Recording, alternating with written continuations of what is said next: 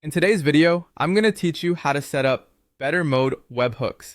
If you've ever wanted to automate tasks or push notifications based on specific events, then webhooks are your best friend. Webhooks are essentially a way for one application to send real-time data to another whenever an event occurs. They allow you to push data immediately rather than having to continuously pull an API for changes, thereby saving resources and ensuring timely data updates. To begin our journey with Bettermode Webhooks, the first thing you'll want to do is head over to the Bettermode Partners page to get started. This is where you'll gather all the necessary documentation and guidelines for setting up your webhooks. A good understanding of what's involved will make this process smoother, so I recommend giving all the resources a good read before diving in. Once you understand the general concept, it's crucial to know what webhooks actually are. Simply put, they are automated messages sent from apps when something happens. They are much like function callbacks, but for web applications. They deliver data as it happens, which can be incredibly powerful for developers looking to leverage real-time data. Now let's move on to the exciting part, enabling the webhooks.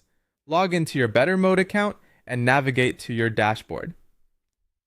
Here, find the option for integrations and look specifically for the webhook settings.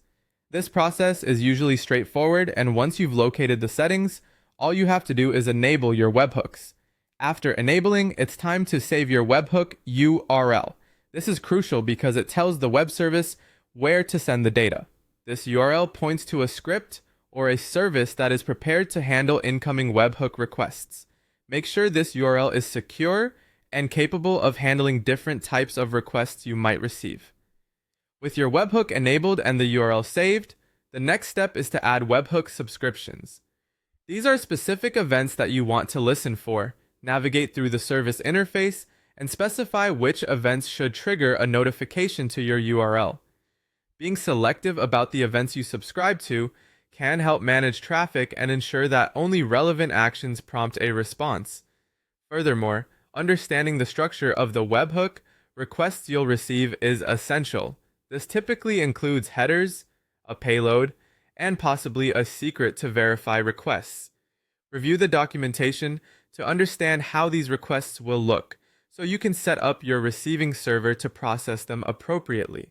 Finally, verifying webhook requests is necessary for security purposes. This ensures the data you receive is legitimate.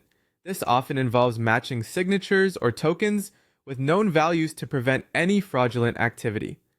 Once you've set everything up, your Bettermode webhooks should be fully operational and ready to handle real-time data exchanges efficiently.